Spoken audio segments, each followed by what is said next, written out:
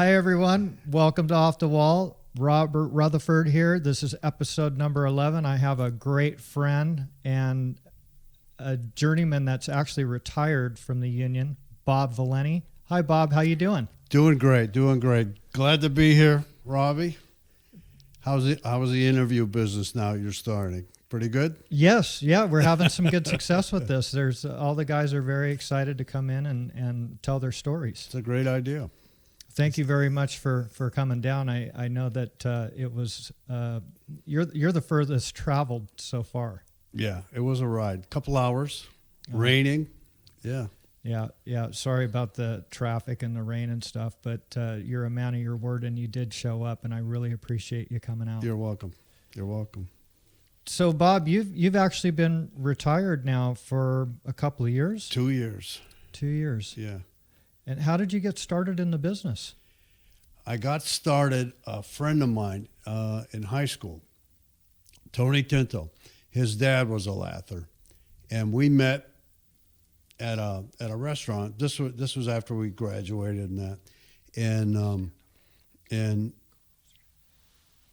met at a restaurant, and we just happened to run into each other, and told me what he was doing, gave me the phone number of the union, and how much money they were getting paid, and I thought it was fantastic. And by the way, too, to be political, a journeyman lather, this is back in 1966 through 70, graduated in 70, a journeyman lather, single income family, and they had just as nice as houses we did, big swimming pool and that, single income family, journeyman lather. 6 kids in a family, 2 of them all the way through Catholic high school, was able to support that kind of a lifestyle. And I don't think you could do it today. Today you would struggle. Mm-hmm. But it's always been a great income and a great trade. But anyhow, that's how I got started. I called, it wasn't easy. I called the union once a week for a year. Yeah, every Thursday I would call, and I finally got a reader lathing. I got the phone number for them. They were hiring. They had a big project of Cedar Sinai going on at the time, and got hired with them. Worked for them for I think 10 years, 12 years, something like that. Yeah, long time. So you went through your whole apprenticeship with them. Yeah. Yeah, and beyond. I ran my first job with them, which was frightening. It was on that job, every foreman that I had worked for was on that job, and I was their foreman. So it was kind of cool how it turned around. I was nervous as hell. Yeah. Yeah, to get everybody going really quick and all that, and give them assignments, that kind of a thing. Yeah. Projects, and it was, but it worked out good. Did you have to do your apprenticeship in Maywood? Yeah. And you were 440? 42L. 42, yeah. Mm-hmm. And back then, so this was in the late 60s? I started in 1974. 1974. Way back then. Back in the 1900s, huh? Way back then, yeah. And at that time, when I first got hired, the journeymen, I can't remember if they went on strike or not, but they just got a raise to the outrageous hourly wage of $12.50 an hour. It's $100 a day. It's madness, and but they've always kind of kept pace. I think we've always made a good income. Yeah, always have middle class living. Yeah, and staying ahead of inflation. Yeah, to be able to live comfortably. Mm-hmm. You were there for 10 years, and Reeder actually retired? Yeah, he retired. Bob Reeder retired. It was a great shop, really good shop to work for, Christmas parties and that. Mm-hmm. And yeah, they did a lot of good work. We did. My brother got hired right when we were doing. What the hell was that? It was a 17-story at UCLA, the Lewis Factor building. He got hired then, and we worked partners, my brother and I, for years. I don't know, for 20 years, I guess.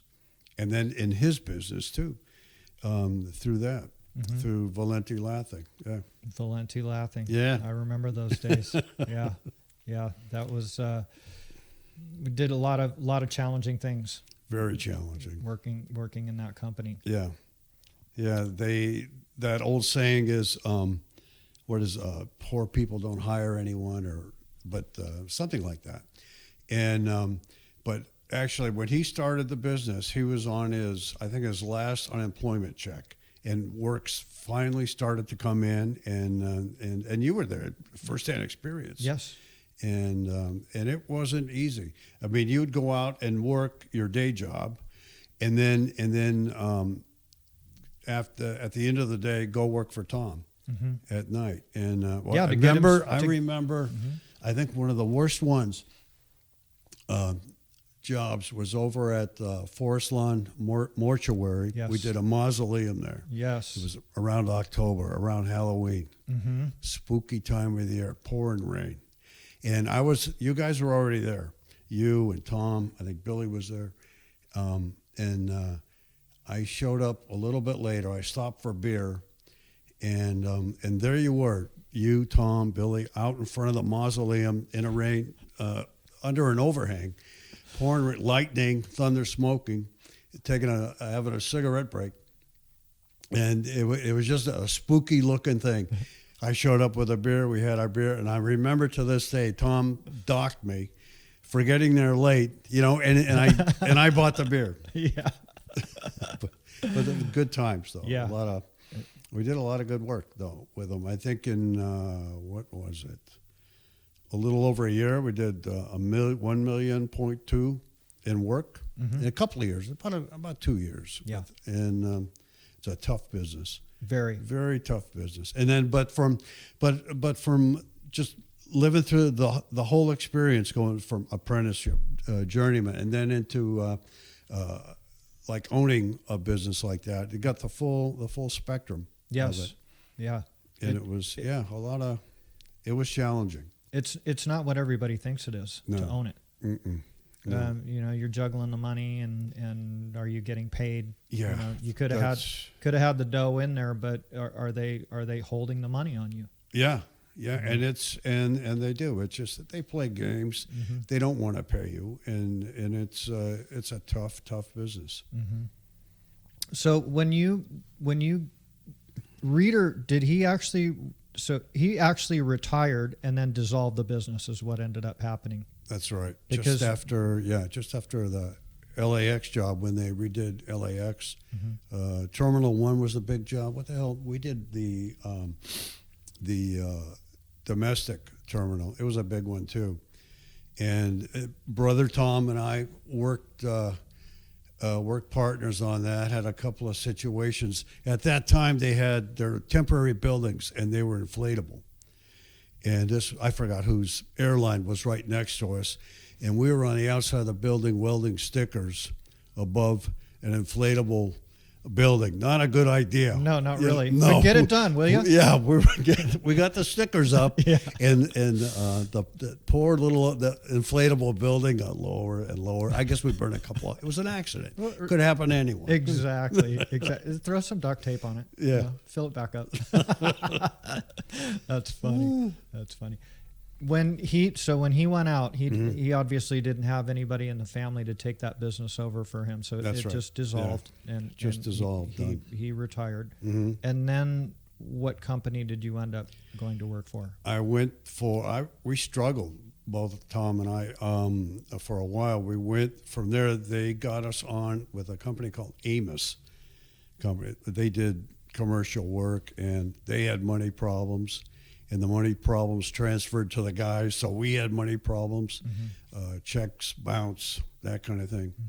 And went from, we worked for a lot of companies, Martin Brothers, Standard Drywall, a lot of different companies. Yeah, for, I don't know, 10 years or so, easy. Yeah. You had a long career with Rutherford. I did. They're one of the best, if not the best, that I've ever worked for. I worked for them for 21 years. Wow. Yeah, my last 21 years. Yeah, they were great. Mm-hmm. Oh, very professional, really good. And the thing about them that I would always I would deal either with geez, I can't remember now. Either with your cousin's name, Jimmy. Brad. Mm-hmm. Brad. Either with Brad or any one of those guys in the office. The first thing they do is they want to know, how are you doing? How's your family? And that. And I was like that. Mm-hmm. You know, they're genuinely interested in your well-being, I guess. You know, how's your family? That kind of thing. Sure. It was always cool. Mm-hmm. I like that. It made them seem genuine, you know? Yeah. Yeah. And they kept you busy, and they actually turned out some good men. You know, there's a lot of guys that have come in here for this, and a lot of them came through Rutherford because they trained the guys, their apprentices and so forth, very well, and made them well-rounded and very valuable to the industry as far as having the good labor. Yeah. Yeah, they were very well trained. I mean, in every aspect of it. And they made you. You're going to take care. If you ran a job, you ran a job. Mm-hmm. And from the ordering to the layout to everything.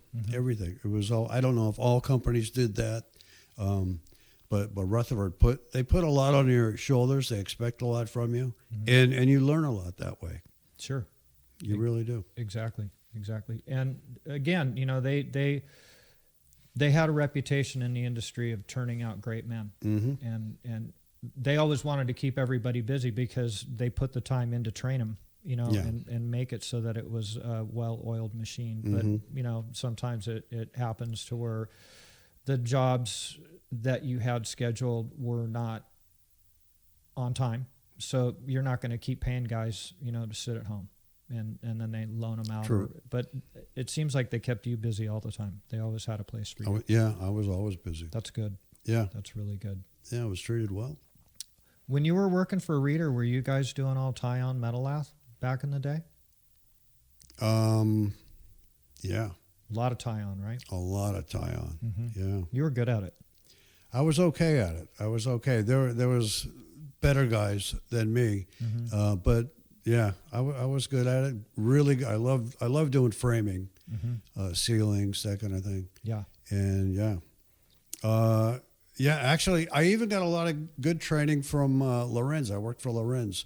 We did a lot of barrel ceilings, that kind of thing, and I learned a lot from them. A lot of layout skills, tricks, and yeah, that helped a lot. Yeah.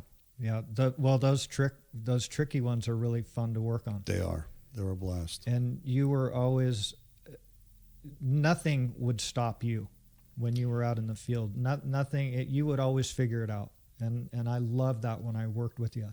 Yeah, that, yeah. You know, well, you had to. You didn't have a choice. You don't.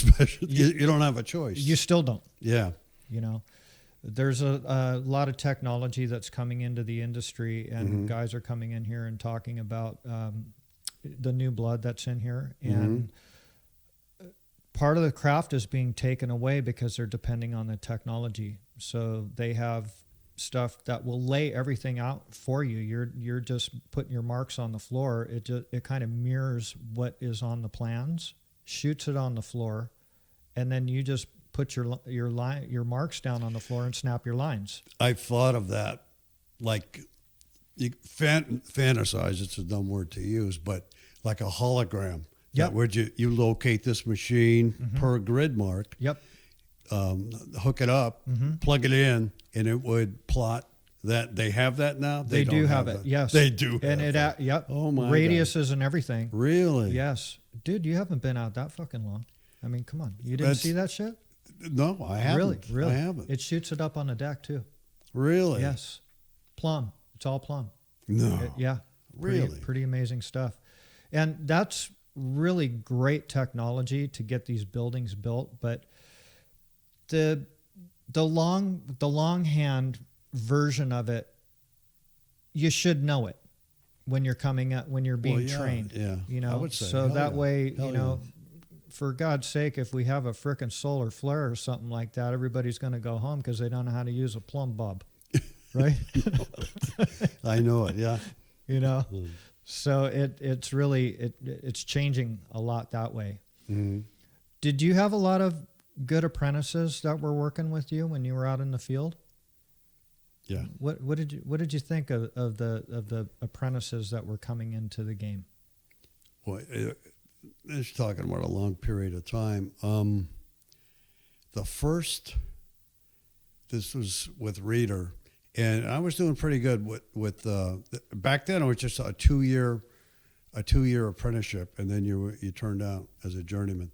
And the first apprentice that I trained, it was a black kid. I can't remember his name. He didn't last long, and I guess it was kind of my fault. Anyway, I showed him. I guess I didn't show him well enough how to use a shotgun, a low V gun, and I showed him. Okay, come over here, shoot this off. He came back 10 minutes later. His hand was fucking bleeding, and he left. He never came back after that. Good apprentices, jeez, boy, oh boy, nothing. No one really sticks out as who the hell? I don't know.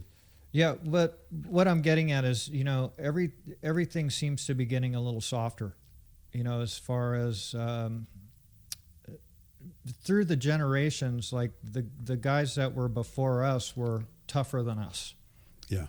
And as the generations come up, everybody seems to be getting a little bit softer. So there's a lot of there's only a handful of the guys that are turning out to be the hustlers, where you can see them moving up the ladder faster and being an asset to a company, being an asset to the industry, actually, to be able to run these jobs. It's important. It's very important. It's important. There were actually very few that really want to take charge. And you know what? Now that you mention it, when I was an apprentice during break time, whenever, I would ask a lot of questions. How do you do this? How do you do that? Mm-hmm. How does that work? Mm-hmm. And I noticed that about a lot of the apprentices. They don't ask shit. They want to talk about or stare at their phones lately during a break, but they don't ask any questions. Mm-hmm. And that's important. I mean, you have to know. Yeah. You have to be curious enough to want to know. Yes.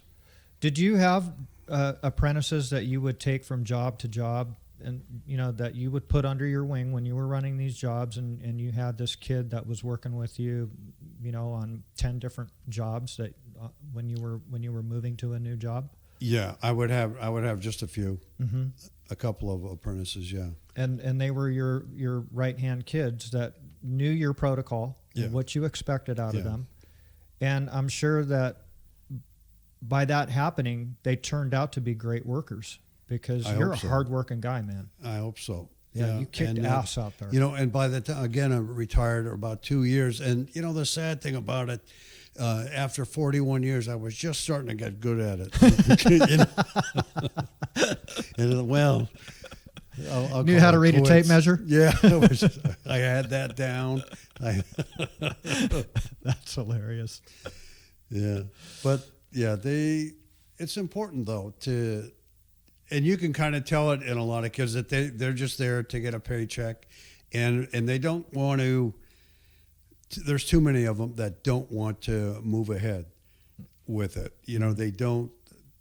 Again, they don't ask any questions. Mm-hmm.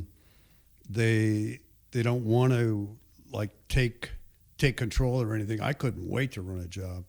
Mm-hmm.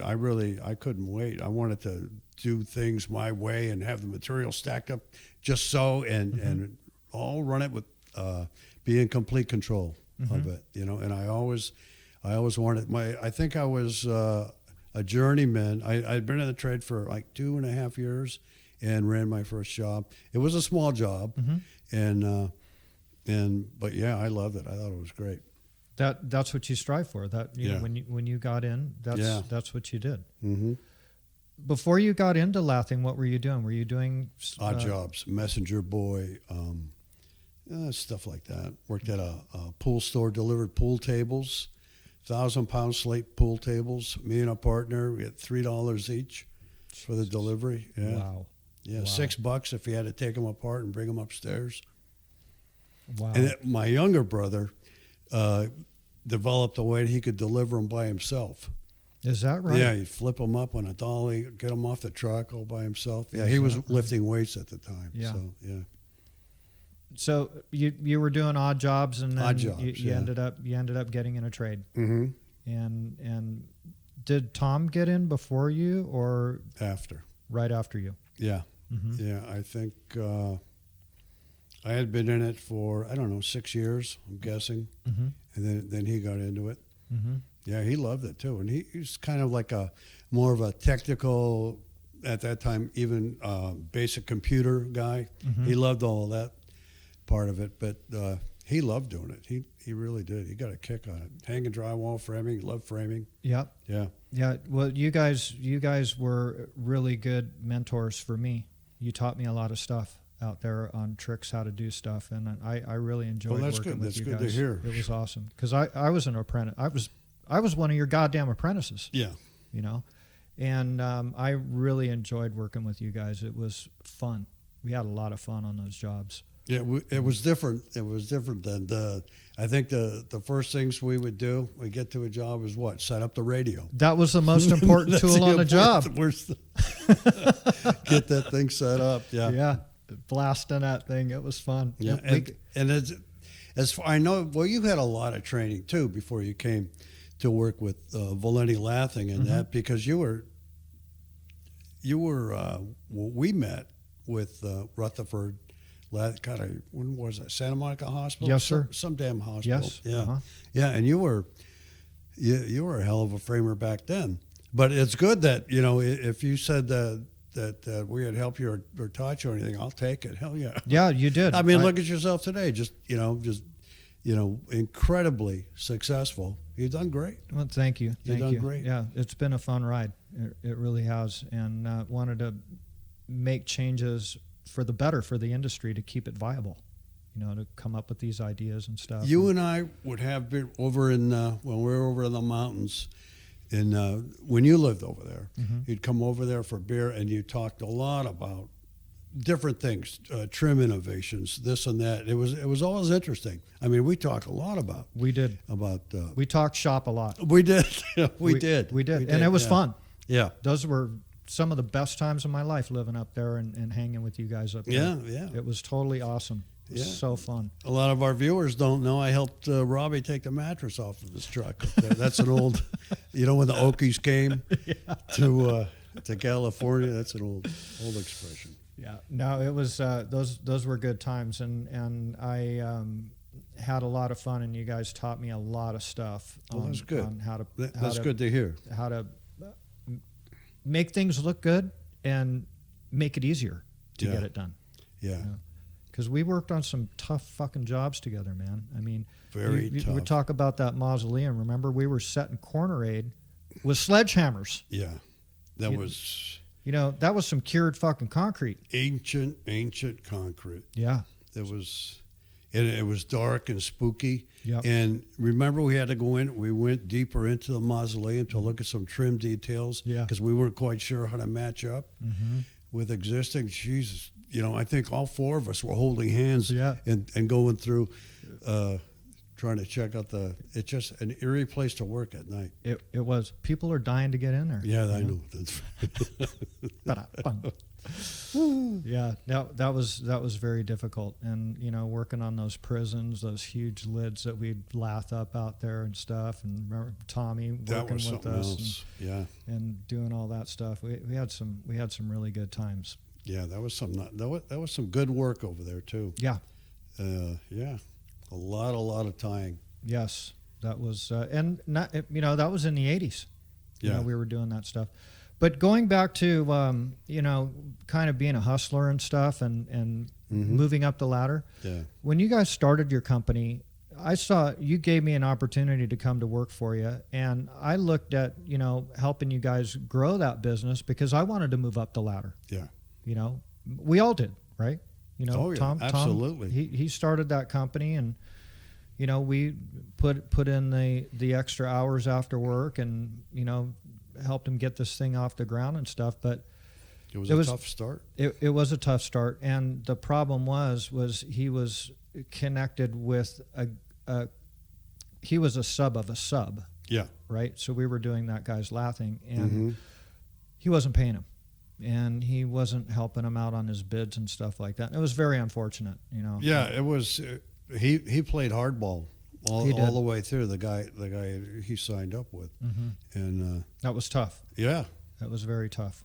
And you know, I hate to bring all that stuff back up because I know it was hard on him, and he suffered. oh for hell it. yeah, He suffered for that. Yeah. And but it was a hell of an experience, I got to tell you. You know, working with you guys. we had a lot of fun. There was a lot of heartache with the with the money. And oh my God, I used to hate payday. Oh my God, did he get the money? And you know, in the back of my mind, and there's a crew of guys, and everyone's waiting around, hoping to get that paycheck, and everybody got paid. But it was just the anxiety of it. Yeah. I hope he got the money, man. I hope it got squared away in the bank. That kind of a thing. Aside from just doing the job the right way, Yes. you know, a lot of facets to it. Yeah, for sure. So speaking of families, how is your family? Growing and growing. Yeah. Yeah, How many grandkids now? 6. 6 grandkids. 6, yeah. And I just got permission the other day to say got one more on the way. Is that right? Number 7's on the way. Congratulations. Yeah. How It'll many be boys? a girl. It'll be a girl? It'll be It's a all girl. girls? No, one grandson. One grand. Oh, congratulations on that. Thank you. Congratulations. Yeah. And you have your son-in-law is in the trade, correct? He sure is. Yeah, and he's doing great. Working for Sharp Drywall out there, and who's got a ton of work. And he got his younger brother in the trade, who just ran his first job last summer for Sharp. Is that right? Yeah, and he couldn't talk enough about it. He was really excited, and he asked a lot of questions too about. Charlie steered him into it, and Charlie's a good teacher. I'm a terrible teacher. I'm more of a yeller, but yeah, he did really well with Sharp. I think he's been with them, I don't know, 12 years, 13 years maybe. Yeah. Well, he's been in the trade for 20, Since 99.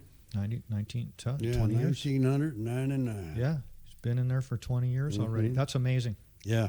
Because I remember meeting him. I think he just went to work for Sharp.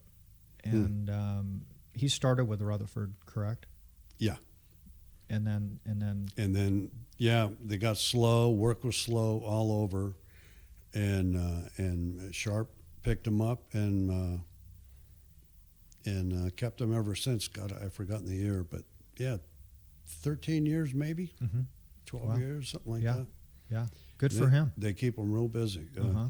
And is he still living up in your neck of the woods? Yeah. Still up there making? Yeah, he's doing good. He's over in the high rent district. It's where 2 of my daughters live, over there in Fraser Park.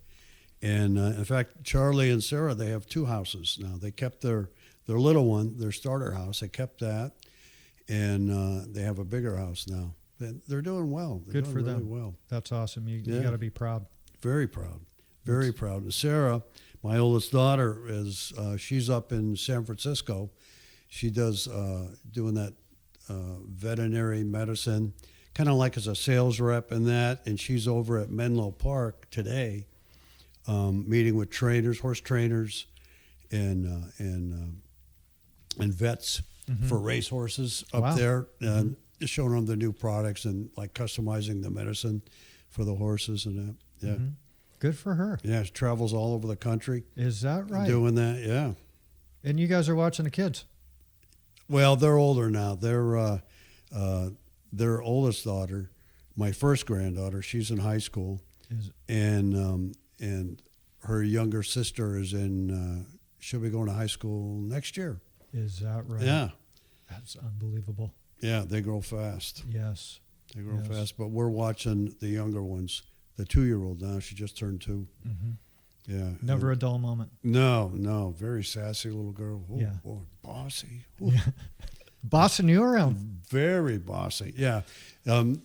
to the grandkids, I'm Grand Bob.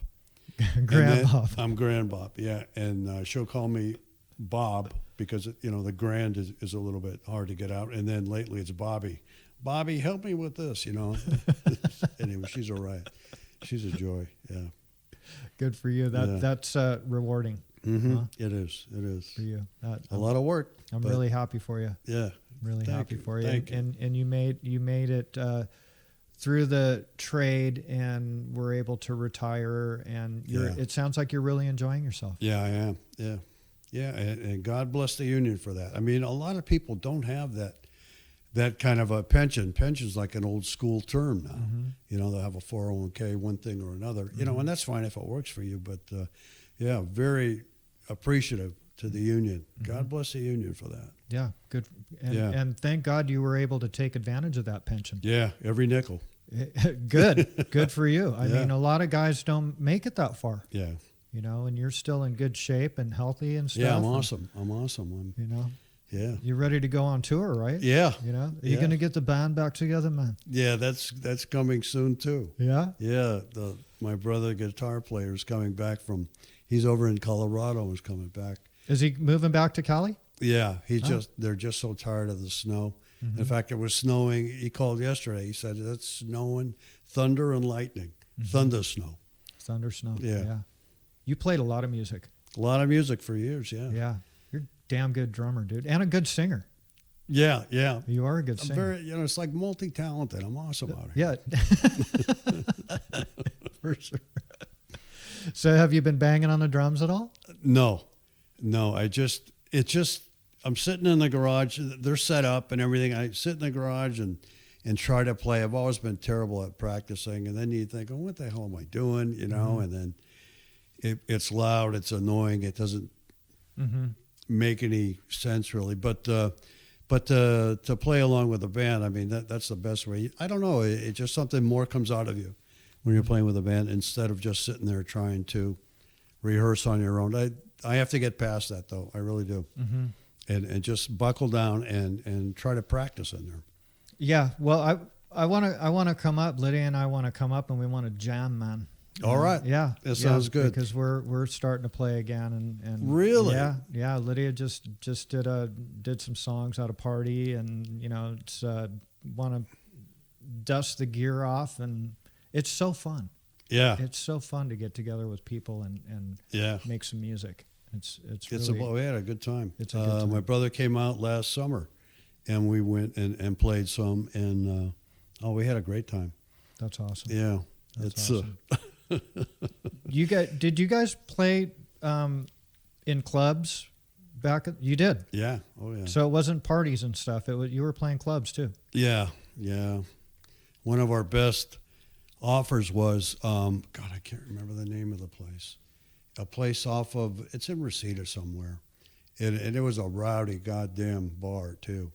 And they said, well, we auditioned, they liked us. And the owner says, well, I'll tell you what, I'll give you 1/3 of the door of the admission. Mm-hmm. But you have to pay for all of the damage during your set. Uh-huh. And we're going, geez, I don't know. People are throwing chairs and bottles. No, That's funny. Yeah, so that was our best dollar offer. Uh-huh. Yeah. And it didn't work out. But yeah, just played around like that. Mm-hmm. It was good times. Yeah. A lot of fun. Hey, I hope we can get together and do that. That sounds good. We'll plan have a something blast for the summer. Well, yes. Ronnie might be coming out during the summer perfect. again. Yeah. Perfect. That'll be a lot of fun. Yeah, we'll have a blast. Yeah. We did back in the day, doing that. We didn't get to play together that much, but I know that you guys were heavily involved in music and really enjoyed it a lot. Yeah, we played a lot. Yeah. A lot. And those days where I had a hard day at work, we'd practice, and I look back at that and I think, geez, we had to work all day. And then, especially Tom and I were over at UCLA working. We'd work all day and then drive over for band practice after work. And some days you were just beat, so you would just, have a couple of beers and listen to an old practice, and just do it that way. Yeah. Pretend to practice. There you go. Yeah. That's funny. Anyway, yeah, That's good. Good. it was Any vacations coming up for you? You guys been traveling at all? not this summer. Last November, for our 40th wedding anniversary, I went to New York, which was fantastic. We went to Maine to see a brother there in Maine. Beautiful over there. Beautiful small towns, old buildings from the 1700s into New Hampshire, Portsmouth, New Hampshire. Just a great little town. Got a goddamn ticket there. Went into a little restaurant. I don't know, as big as your office, I guess, the whole restaurant, and they're just blasting Led Zeppelin music. Nice. And they're stopped in there for breakfast. Just really great old work in New York City. I drove in Manhattan too, so I can check that off on my bucket list. When we brought the rental car back and drove through Manhattan, it was a piece of cake, really. Yeah. Yeah, I did well. Nobody got hurt. Okay, good. And the work over there, there's work everywhere. If there's it's like you'd see a beautiful building, and as you walk on the street, and you got to walk, not being like a you get run over. Yeah, you'd get run over by the. If you want to stop and use your phone, you got to pull over on the sidewalk. Yeah, otherwise you're going to get run over. You got to get out there and move. There's serious walkers over there, and there's scaffolds set everywhere. You're walking along the sidewalk under scaffold. Mm-hmm. Beautiful work over there, old work, and then down around the Battery Park and down along the Hudson. It's just beautiful work, stuff I've never even seen before. Buildings that'll come up and twist like this here. Unbelievable. It's awesome stuff. Yeah. They do beautiful work over there. Yeah. And they got work everywhere. We went out to the Statue of Liberty, Battery Park. We're hanging around on the dock there, and you look back, and there's, what did we see? I don't know, half a dozen cranes of work going up. And this was the day after Thanksgiving, and there was guys working on it. So, that's what, time and a half, double time for them? Yeah. And they're all full-on union, big banners on the building, Carpenters Union, with their, I forgot their local number over there. But, yeah, they're big union town and proud of it. Yeah. Yeah, they are. It's very, very strong over there. Yeah. And, going into places like that, you can appreciate all that old workmanship that went on back in the day. Yeah, beautiful. It's really awesome to see. It's like every place is going into a museum for a guy that's been in the trade for a long time. Yeah. And in fact, I remember that. I was talking about that to Virginia. When I was in what really, really got me interested in building, I love buildings, the architecture, artwork that you walk through. I love it. Exactly. And I was in the 4th grade Catholic school, and they were teaching us about different cathedrals, buildings that were built, and the flying buttress. Oh man, a flying buttress, that is cool. Yeah. And they never showed us a goddamn picture of it.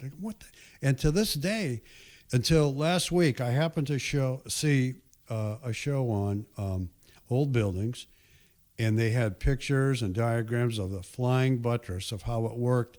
And I learned more in that 1-hour show than the 3-4 years I spent in the 4th grade. It's a good joke, huh? Yeah, for sure. Well, that's like it's a old word for a kicker, right? Yeah, yeah. But they were shaped as stones. But anyway, I just love the engineering behind it. Yeah. It was awesome. Well, not only that, but they didn't have the modern equipment to get that shit built. No, they didn't. And they figured it out. Yeah, they did. They did. They awesome. moved the stones, and the whole science of it was great. It was. Yeah, interlocking the stones and everything. But and today it's not easy at all. It's just different. Yeah. And a lot more things are taken into consideration: the fires, earthquake, all that shit. Mm-hmm. And I think they do a hell of a job. Yeah. With it, engineering all this stuff. Oh, yeah. And then here, right here in this shop, you guys are engineering the shit out of stuff to any little problem with a product, with a lath product, or an exterior finish, trying to solve it right here. Yes. Yep. Again, well, we need the industry, and we want to keep it viable. Yeah. And make improvements that need to be made. Because we're seeing a lot of our market share in the industry getting taken away because problems aren't getting solved. And people are saying, well, this is the way we've always done it. And, Yeah. Yeah, and I've said that myself. Mm-hmm. And then you think back on that statement, and it's invalid. Okay, so you were doing it wrong for all these years. Exactly. I've got a better way. Right. Yeah. So there's always a different way to do it. And talking about it doesn't get that shit done. No. You have to do it. And you have to throw some stuff out there. And there's a lot of haters out there, that have that attitude of this is the way that we've always done it, or that shit's never going to work, or anything like that. And you just have to keep plugging away and trying to make things better. You can't listen to all of that. You have to believe in what you're doing, and try to make the stuff better for the industry so that we have this around. Yeah, I like that show. I watch it all the time, This Old House. And they come up with a lot of stuff, like for the siding. Like they're back east, they do a lot of, it's almost all residential, and they'll do cement board siding and that kind of a thing. And you put paper on the wall to begin with, which has changed, which was a little bit too sweaty. So they come up with about a 1/4 of an inch kind of a see-through mat that goes on to have a little air barrier, get behind the siding. It's little things like that, but they evolve through that and makes the product better. Yeah, well, that's rain screen. Yeah. So that's really coming into play now. Since you've retired, that's kind of a hot topic that people are talking about. That one of the they're making the building so airtight now, and they don't breathe. So back in the 50s, 60s, 70s, 80s, shit was a little loose, right? So, if we didn't have the mold issues back then, if there was a leak, there was some air moving around inside of the wall cavity that could dry it out. So if you have air moving, shit dries. But if you're making everything like a cooler or a refrigerator to where it won't leak and it won't suck air and it won't let any air out, then anything that gets trapped in there starts to rot everything and create the mold and everything. It's important to evolve like that. Absolutely. All the way through. I mean, from the stones that they use to make that flying buttress to today, with the beams and with it's not just that's the skeleton of it, and I'm sure it's improved on that. Not my expertise, but the outside finishes of it, and the people like yourself are trying to improve on it every day. Yeah. It's fun, to come up with stuff. Like I have said in the past, inventing's easy for me. I just can't shut it off, and I get to prototype the shit that I invent, which is kind of cool because I have my laboratory out there. Yeah, you've always been. Like I said earlier, you and I would have beers and we'd be sitting down and what about this? What about that feature, that trim, that whatever the detail was? And we did talk a lot of shop about that, and now it's come to, like they would say, it's come to fruition. Yeah, that the things are happening right now. Yes, right in the shop. Yeah.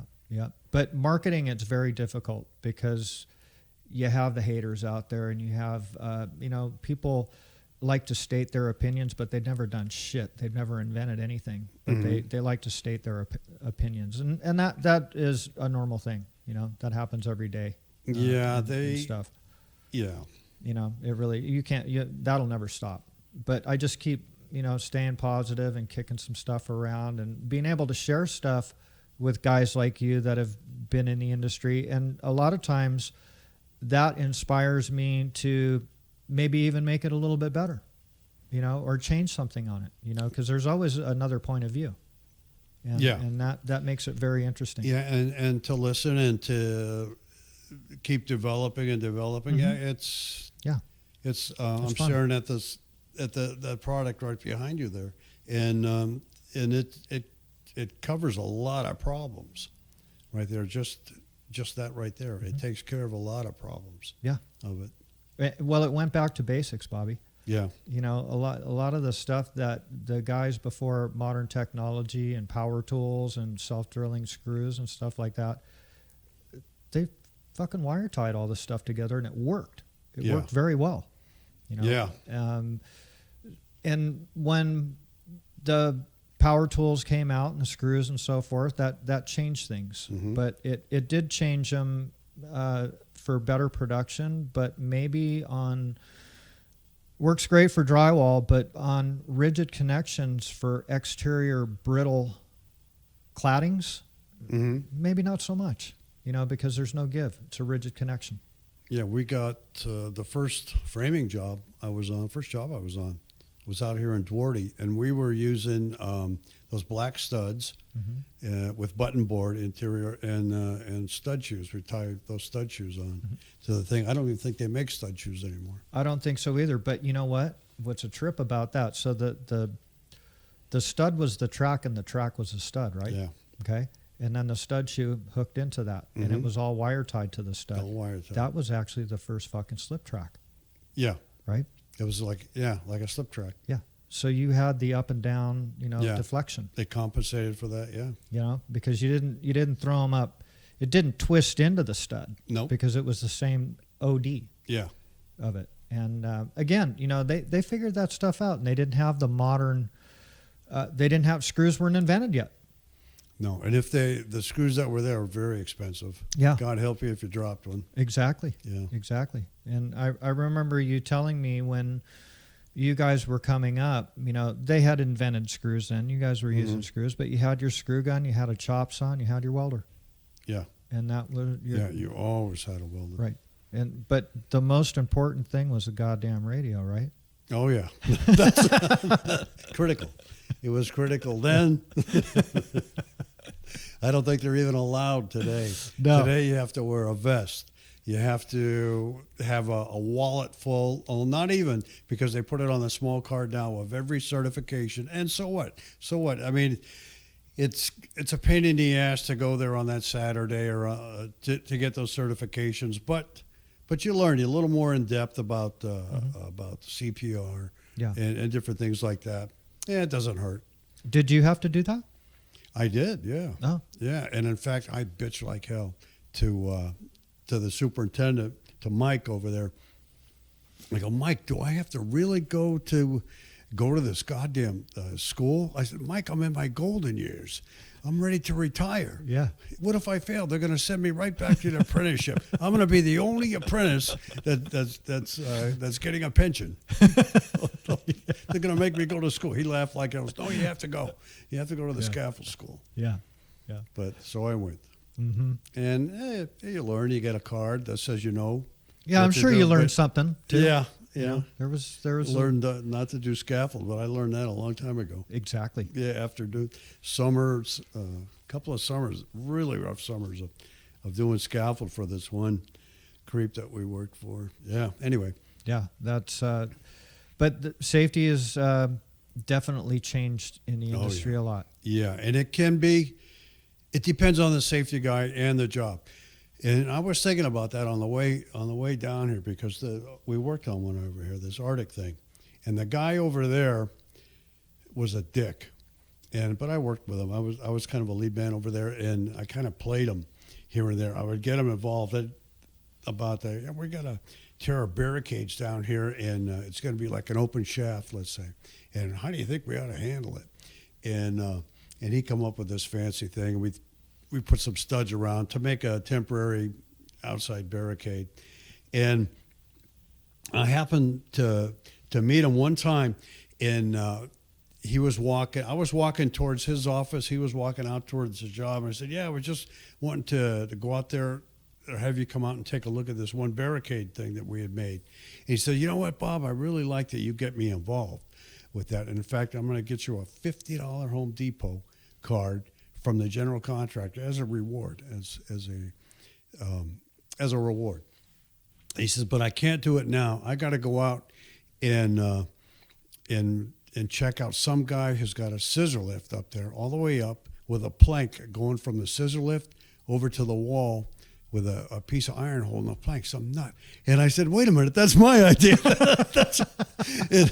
And he said, well, you can't do that. And I said, well, do I still get my card? He goes, no. So I lost, my big mouth. I lost $50 right there. But anyway. Hey, that's what we used to do, right? Yeah. Get that shit done. Yeah. but it was actually safer than what he had involved. There was another guy over at LAX who was pretty sharp, and his background was high voltage wires, those huge power lines that come into the city, and he was the safety guy for that, and a lot of experience working on that. But he was good. He wasn't one of those guys that was fussy about every little thing. For example, the same guy over here at Arctic would make you more or less stand flat-footed in your scissor lift, and you couldn't stand not on the rail, not on the kick plate, not on nothing. You had to stand there and do your work. And you can't do that. I couldn't do that. No. You know, you swing the thing to reach over, and it's like a violation, more or less, if he was a safety guy for this office. If you lean back in your chair, safety violation, you get 2 more of those written up, you're off the job. You're out of the office. You know, it's the same goddamn thing. A little chicken shit stuff. Yeah. But, you know, there's some stuff is important. That stuff's chicken shit. Yeah. I feel you on that for sure. But, you know, to work day in and day out with a guy like that, or just with binoculars even, he'd go out and hide with binoculars and try to bust the guys. Instead of explaining or something like that, just bust them, just to throw them off the job. And that's a big hit. If you're thrown off the job for a week, you know, that's a week without pay. Yeah. That's a big hit. Yeah. Especially for something that's chicken shit. Yeah. You know, and well, you know, he's trying to prove to his boss that he's valuable and he's taking care of business, and he's got a little bit of power over the guys, right? They love that. Those type of people. Yeah, he has a lot of power over the guys. Yeah. And you really can't argue with him, or you're off the fucking job. You know, I tried that too. I almost got thrown off. But anyway. Yeah. Well, you don't have to deal with that shit anymore. No. And I think about that sometimes. You know, what a pain in the ass to, you know, to deal with that and get the material and get the guys going and all that shit and make money at it. Well, the production has gone down a lot, you know, because of. Did you have a shade shelter for your lunch when you were coming in, or did you bring your own water when you were starting out? I brought water. Exactly. Yeah. So there's a lot of changes that way as far as. It's like if it's too hot, you have to have a place where they can rest. And you know, we used to remember we used to, you know, in the morning we would start on the sunny side and make sure that we were in the shade in the afternoon. Yeah. You know, when we were blacking walls out or whatever. Yeah. You know, and had to do that. So a little bit of planning. You know, when you were doing that, but yeah, it's changed a lot. I'm glad I don't work in the field anymore because it would drive me crazy. It'd drive you nuts. Yeah, and it's. Nobody ever got hurt on our jobs. No, you know, people. We knew there was some common sense going on. You know, don't ever stand on fucking plywood. There was that job on Ventura that we were at John Dee's Junction over there. Yeah, and I don't know how high we were up. I don't know, 70 feet in the air, maybe 60 feet, something like that, with the power lines going through the fucking scaffold. Yeah. With a little plastic caution thing. Yeah. On it. Exactly. Well, don't touch. Don't touch. Yeah. Keep the hell away. And they're running right through the goddamn scaffold. Yeah. But nobody got hurt. And no. Yeah. No, it's really you made it through all that shit, and that's awesome. I'm very happy for you, and I'm really happy that you're healthy, that you can enjoy it. Yeah, you know, because a lot of guys are banging away all those years, and then they get into retirement and they just start kind of falling apart. So you're staying really active. You got to projects, stay active. Yeah, got projects going on at the house and stuff, and never a dull moment over there. Yeah, in fact, if there's no projects, you get firewood. You know, which is. Yeah, a chore in itself. Yeah, it's a blast though. Nice to be up in the mountains and Shit, you should be the mayor up there by now. Oh, I did get a little involved. The goddamn pond went dry, and they had a meeting, revive the pond, and I showed up at the meeting, and there was, I don't know, maybe 20 people there, and I had the best idea. I swear to God. I said, look, there's a water source maybe 100 feet away in the bathrooms. Dig a ditch, put a 1-inch cold water supply with a foot valve on the son of a bitch. At the end, you can control the volume of the lake, of the pond, and you're good. $5,000, take care of the whole thing. It went from my good idea to, well, I think others would say, I think we should have an Olympic-sized swimming pool with artwork like they have around in Huntington Park or somewhere, and a senior center, and they want a utopian society, and I had a $5,000 idea that would put water into the pond. And anyway, you were going to donate your Home Depot gift certificate to that my cause too, right? $50 on the table. Ay. But yeah, I didn't go back. I didn't go back to another meeting. And now that paper I brought you, you'll see in there, they brought in a Chumash shaman, which was very cool. An Indian shaman to go there and pray and dance around the pond to develop a new spring that would feed the pond, or maybe get somebody to donate money for a well over there. Damn, put in a pipe. Right? The water's right there. Call the frickin' plumber. Yeah. Right? you tap into that thing, get a couple of nipples going on there, and boom. You got it. It's a done deal. I know it. They don't listen. I think you had a damn good suggestion, bro. Yeah. I mean, who cares if you don't need an underground mysterious spring to feed the pond. Exactly. Yeah. Exactly. You just want water in there. You got my vote. Yeah. Good man. Hey, Bobby, what was the most difficult job that you ever worked on, as far as, something really ornate that you had done in the past when you started? Does anything pop out at you? A couple over at the Hyatt, that dome ceiling there, for the Wrens, a couple of big ass barrel ceilings that were hard to do. You mean technical, like that? The oddest one, the most recent one, is for Rutherford over in what the hell is that? Ventura College over there. It's just off the 126, and it was a ceiling. First, you had to build a superstructure to hold the ceiling because they used a cheaper deck material, and you weren't allowed to attach to it. You could attach to some of the beams that were up above, and that was a pain in the ass. We're using all thread and big plates to hold it together. Yeah, and all different radiuses as it stepped down. It was a science room where they would give lectures. The stairs would got it. The stair step down, the stage over here. That was pretty technical, but that was a fun deal. That was a blast. How many guys were working with you on that? There was I think, I don't know, 8 total. That were up on the scaffold with you. Yeah. And you guys were putting that thing together. And had to set the scaffold twice. Oh God, they were pissed off at that. I'll bet. The office, what are you talking about? And what's his name had to come on. I can't think of his name. Drawing a blank. One of the guys. Mark. Ryan? No. The Paul. Paul came out. What the hell? Why do you got to do it? Are you sure? Yeah, I'm sure. We have to, because we had a lot of work and attachments to do up above into the beams, and then drop rods and all that shit through, and then lower the scaffold again in a stair-step fashion to do the finish work of the ceiling. He wasn't happy about that, but it worked out. Yeah, it turned out nice. Yeah, it did. Was it lath and plaster, or was it all drywall? All drywall. All drywall. Yeah. Did you ever, they have these routers now that will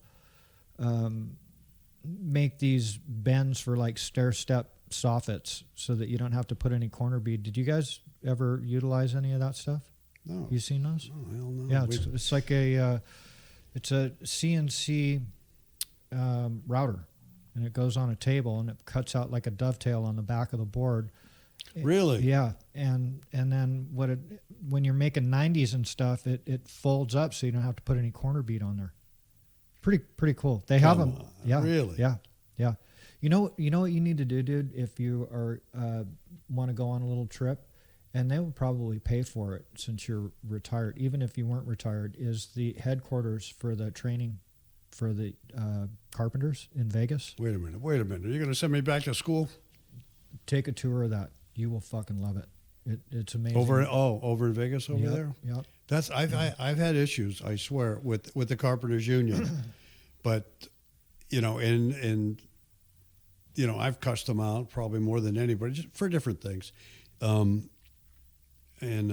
really, I gotta say, God bless that union. They're taking care of their people, and from what solar panels, training guys how to mount them, whatever, or put in the footings for them, to all the different welding and all that. Yeah, and underwater welding. Underwater welding, Yeah. and they're keeping the guys going on all of that, moving them forward. Yep, exactly. But they have like one of the rooms there with all the old handmade tools, like the planers and shit. Oh yeah, It's really amazing stuff. So if you ever want to get into that, I mean, you know people in the union, the business agents and stuff like that. But if you can't get a hold of them, let me know, and you would really appreciate it. They'll give you a fucking tour through that place. They got a full-blown restaurant in there, hotel rooms, all this stuff, and it's for the training for the CPR, different air barriers, water barriers, for the guys to get their certification. that's awesome. That means a lot, a hell of a lot. It's not just a lot of people give unions a bad rap. You know what? Fuck that. Maybe back in the day, there was some. I read history a lot, and back in the day, iron worker unions, how they got started. Before they were unions, they'd go blow up non-union jobs with bombs. Wow. Yeah, they'd blow them up. What the fuck did they call them? They weren't terrorists. They were. I forgot. There's a special term for them, and they were tough guys. You get signatory, you're going to get blown up. But anyway, that's 100 years ago. Yeah. But now they really take care of the guys, educate them. Yes. And yeah, I can't fault them for that one bit. No, well, it's really neat to see that they're taking the monies that they get for the dues and all that stuff. They're not only putting it into the pensions, they're putting it into the training. But these facilities that they're building are state of the art. It is just unbelievable, and the management that they have in there to keep it all running and put it together. I wanted to get back in the goddamn trade after I saw. Yeah, I swear to God, man, I was like fired up and inspired. And then when I left, I said, God damn it, I'm glad I don't have to get back in the trade. Yeah, the dues have been paid, Yeah. So it was, if you ever get a chance, though, highly recommend it. It sounds good. Yeah, and you guys, go to Vegas for the weekend or whatever, and they'll take you through there. They'll take Virginia, too.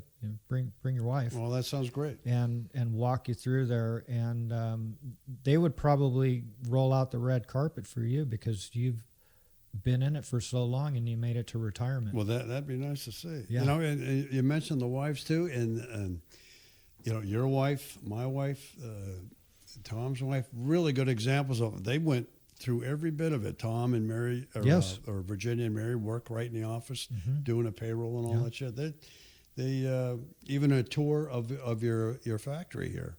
They love seeing all this. Oh, this is how you're doing the windows, and then different products that you had. Yeah. Which is pretty cool. A lot of women, I think, would, not really. I'm going to the mall. Yeah. Give me the credit card. Yeah, but they wanted to see the different stuff here, the different trim and shit. Yeah. Now that you have a great partner and excellent friend, your best friend. Yeah, best friend. Yeah. Virginia's a great woman. Oh yeah, awesome. You guys have gone through everything together, and that's the thing too. Yeah, and actually Lydia included went through a lot. Yeah.